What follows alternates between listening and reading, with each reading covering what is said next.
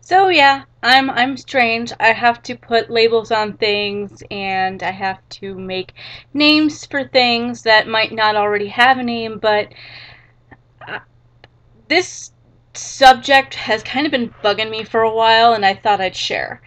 And yeah, it's we're going to go back to that one movie. You know Paranormal Activity, Paranormal Activity 2, Paranormal Activity 3, and there's about to be a fourth one released. Yeah, if you, like quite a few million people, are a horror fan, you most likely saw Paranormal Activity.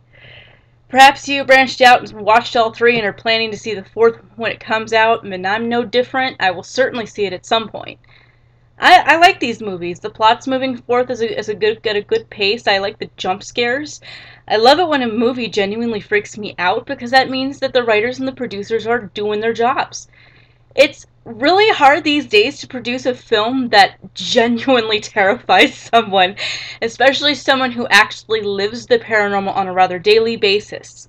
But the people behind Paranormal Activity seem to have it down to a simple, low budget, and well plotted out science. Most good horror films have an aftertaste of a kind, an after effect, a quality that sticks with you and makes you check under the bed and shut the closet door before going to sleep.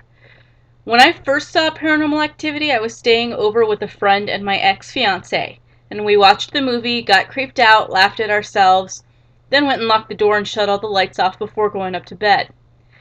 In the morning, my ex-fiance got up before anyone else did.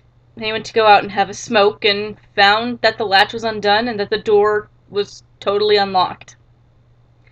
He and the others had watched me lock and latch it firmly the night before.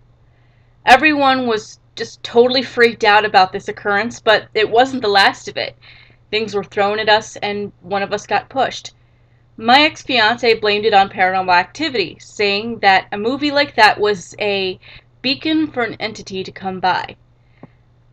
I guess in a way he was right, because I have noticed that certain films have that quality to show a spirit that we are openly receptive to its presence and essentially to invite it in. I have heard many stories of things like that happening to people who watch Paranormal Activity, and often the viewers would just chalk it up to their overactive imaginations, soaking up a good scary story and turning it into something tangible, but others were convinced that the entity in the film had somehow come to stalk them.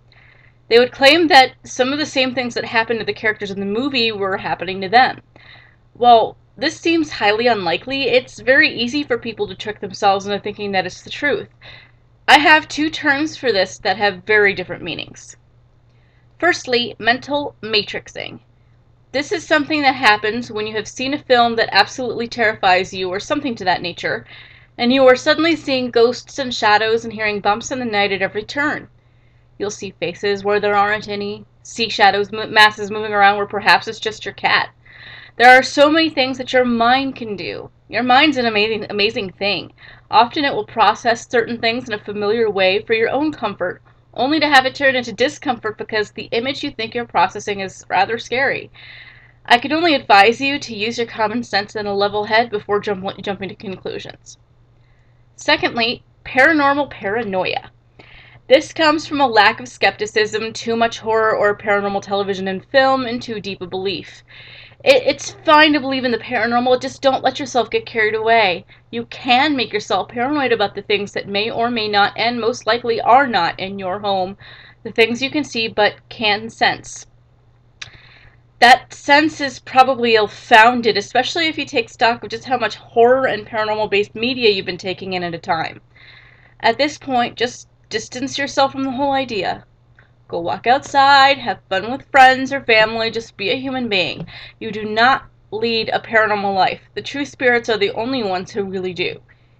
Even those of us who investigate the paranormal phenomena do not necessarily have a paranormal life. We joke about it, but it's just an expression. Don't let the paranormal be the only thing you do with your life. Don't get so swept up in it, as exciting as it can often be, that you forget that the reality of things is very different. Thinking logically is the best way to take in any kind of paranormal media. Go ahead and watch it, but be careful how much of it you soak up at a time, and don't let it become the sole influence of your thinking. You can absolutely scare the pants off of yourself if you do that. This goes for the sensitives, the non-sensitives, the psychics, the mediums, the non-gifted, what have you. We are all susceptible to this type of thinking, and we are the only ones who can keep ourselves from going too overboard with it.